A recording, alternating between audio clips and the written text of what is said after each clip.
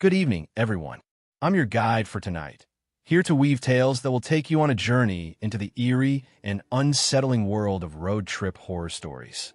Before we embark on this adventure, don't forget to subscribe to the channel and give the video a thumbs up. I'd be thrilled to hear where you're tuning in from and what time it is, so feel free to share in the comments. Now, when you're ready, settle in and let yourself unwind. I'd always been skeptical about online dating, viewing it as a realm reserved for two kinds of individuals, those yearning for love and those seeking fleeting connections. This perspective came from a woman who had spent 5 years married to what everyone deemed the ideal partner, including myself. Yet, I came to realize that perfection is an illusion, and the more flawless someone appears, the more likely there are shadows lurking beneath that surface. I had to confront this truth in a way that was far from easy when I realized that the person I had deeply loved and pledged my heart to at the altar had a preference for other men. Throughout our time together, he had been unfaithful with numerous men he met through online dating sites. As you can imagine, this revelation was a crushing blow, and the divorce process proved to be even more painful. After swallowing that bitter truth, I entered a phase where I completely shut myself off from love. I had no desire to meet anyone or date again. I was completely shut off from the idea of meeting someone new, worried about the pain of heartbreak once more. My friends kept urging me to consider giving love another shot, even going so far as to introduce me to a few potential matches, but nothing ever materialized. After nearly 2 years of solitude, my friends decided I had endured enough time alone, and without my consent, they created a Tinder profile for me. Initially, I was livid. It felt like a total disregard for my feelings that they would take such a step without discussing it with me. However, after some time in the conversation, I realized they had a point.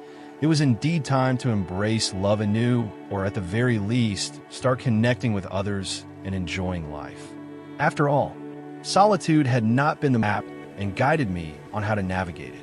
I could tell they assumed that once they left my place, I would erase my profile. I did contemplate it, but ultimately I held off.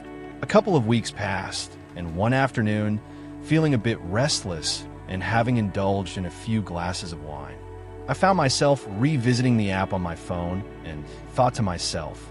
Initially, I was taken aback by the number of likes my profile received. It was unexpected.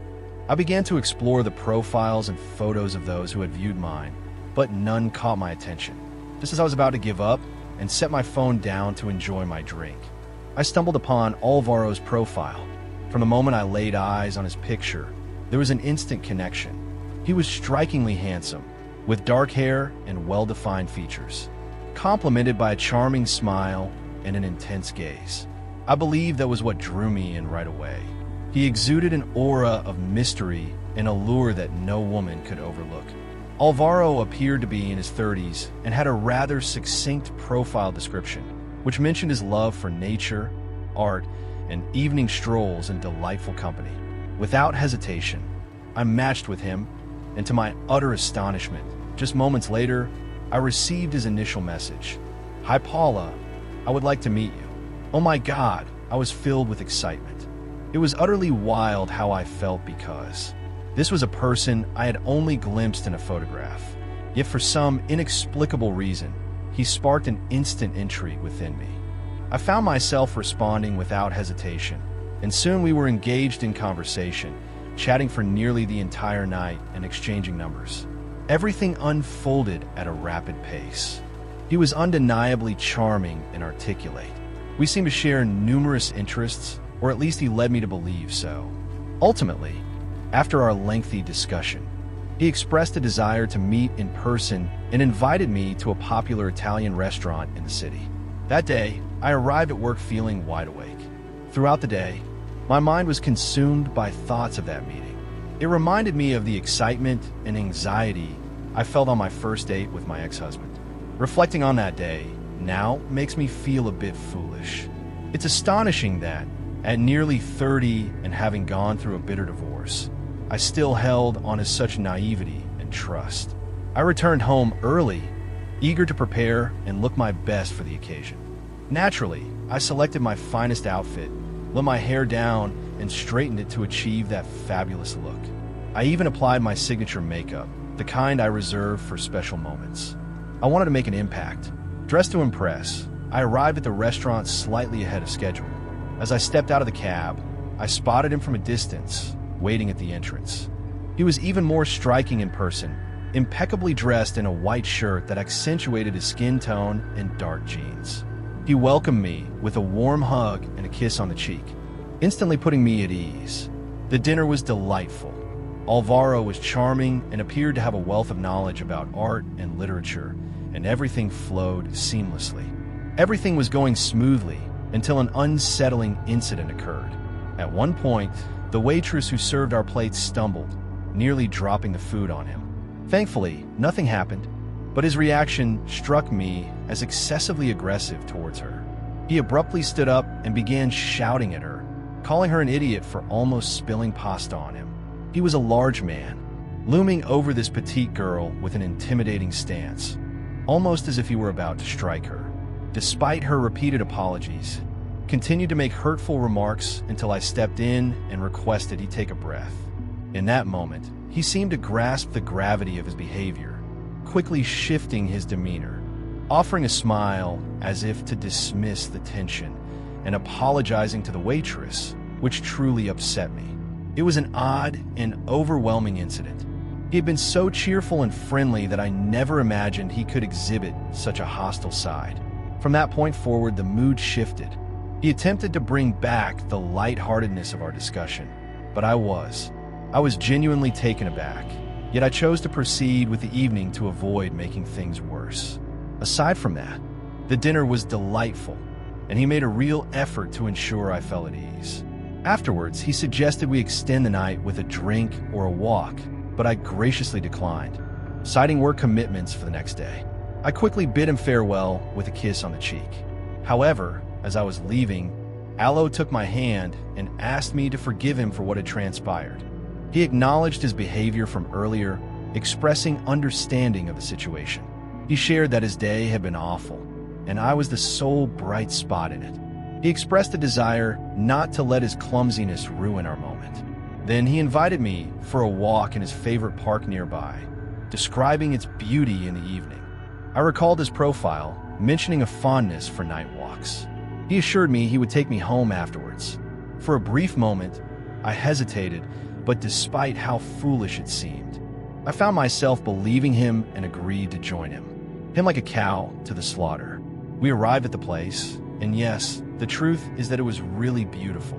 The moon was clear, and the way it illuminated the trees and the cobblestone paths was simply spectacular. As we walked, we talked about everything from our hobbies to our deepest dreams. However, as we went along, an uneasy feeling came over me. It was like a kind of alert that my intuition emitted, and with every step I took, it was screaming at me that something was not right. As we walked and chatted, Alvaro led us further and further away. From the main trail, we ventured deeper into the wooded area, reaching the darkest and most remote part of the park. I paused for a moment, attempting to mask the nervousness that was creeping in. I asked him where we were headed, and he looked at me with a kind expression, saying, "Trust me." Once again, I was captivated by his deep and enchanting gaze, and just like that, I dismissed all my instincts and followed him further into the forest. However, the enchantment shattered in an instant. At one point, while we continued walking, as I chattered away about my future aspirations and the wonderful things that lay ahead, I noticed Alvaro lingering behind me. When I turned to look at him, a massive piece of wood suddenly hurtled towards my face. Instinct kicked in, and I raised my hands to shield myself just as Alvaro struck. I fell backwards, disoriented and feeling a sharp pain on the right side of my head and in my hands. I could barely manage to utter a few words before Alvaro lunged at me, and began to squeeze my neck, shouting expletives at him. I couldn't breathe, and with his weight on top of me, I couldn't move either, but I struggled with all my might to break free from his grip. Then I remembered something I'd seen on TV and realized that this was the perfect time to find out if it really worked. As best I could, I grabbed a handful of dirt and threw it in his face. He immediately started screaming and squeezing his eyes shut. In that moment, I knew I would not have another chance to escape alive from that place. So with every ounce of breath I had left and adrenaline coursing through my veins, I sprinted as fast as I could, desperately trying to recall the path we had taken. For a moment, I could hear his footsteps pounding behind me, but then silence enveloped me. I pushed forward, finally reaching the main road, where I waved down the first car that appeared. To my relief, it stopped. The driver, an elderly man, widened his eyes in shock upon seeing me. I felt the warmth of blood on my face, and when I glanced at my hands, they were smeared with it. Before he could utter a word, I urgently pleaded, "Get me out of here, quick!" The man grasped the situation instantly, assisting me into the car and speeding away. Once inside, words caught in my throat as I recounted the events to Grandpa, who continuously reassured me that everything would be all right while he navigated towards the nearest police station. Upon arrival, 2 officers greeted me, ready to take my statement and offer support. I shared every detail I could recall about Alvaro, from his name to a description of his appearance, along with any other information that could aid in the investigation. I reached out to a friend from the police station, and within moments, they arrived to offer their support. Shortly after, I was taken to the hospital for medical assistance with my injuries. Thankfully, they were not serious, and the next day, I was discharged and returned home. The first thing I did was immerse myself in a hot bath, hoping to wash away the lingering feelings of dirt and fear that clung to my skin. The haunting image of those dark eyes lingers in my mind, captivating yet filled with the purest evil. I remember the first time I saw him, his gaze piercing as his hands tightened around my neck, draining my life away bit by bit. Days of panic and anguish followed until the police finally caught Alvaro, granting me a semblance of peace and the ability to sleep again. Yet, this experience etched a lesson in my soul. Never trust a stranger, no matter how charming, and always heed your instincts. When your instincts signal that something is amiss, it's because it truly is. I decided to delete my Tinder profile, and a few months later, I encountered a wonderful man in a coffee shop. We began a relationship, and to this day, we are still together. So, I did find love after all. Back in 2018, I was just an ordinary 19-year-old girl, much like any other, pursuing a university degree, working a monotonous job, and enjoying weekends out with friends, free of traumas and worries, and filled with positivity. Perspective on life and what lies ahead shifted dramatically one Saturday night when I took a leap into the realm of online dating. After a taxing week filled with college exams and my shifts at the coffee shop, I initially planned to unwind at home, indulging in Netflix and fried snacks. Yet, as the evening wore on, a restless feeling stirred within me, compelling me to seek out something new and thrilling to escape the monotony. After some contemplation, I devised a clever plan. Consider the prospect of downloading the popular dating app Tinder, especially since it seemed like everyone was on it. I thought it might be an enjoyable way to meet someone new and spend some time together.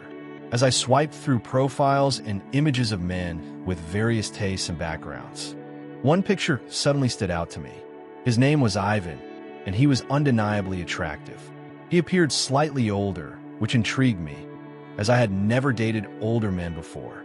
He was 40, but honestly, he didn't seem that much older. He appeared to be in his 30s.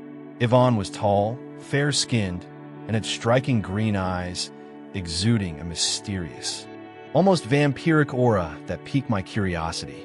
I quickly swiped right, and just a few minutes later, I received the notification confirming that I had matched with Ivan, indicating his interest in me. A wave of excitement washed over me, and I felt a delightful tingle as I read his first message. "Hello, Valerai. You are beautiful. I would really like to meet you. Would you like to go out with me tonight?" I didn't hesitate for a moment and accepted his invitation right away. When he inquired about my address, I suggested it would be wiser to meet at a public place instead.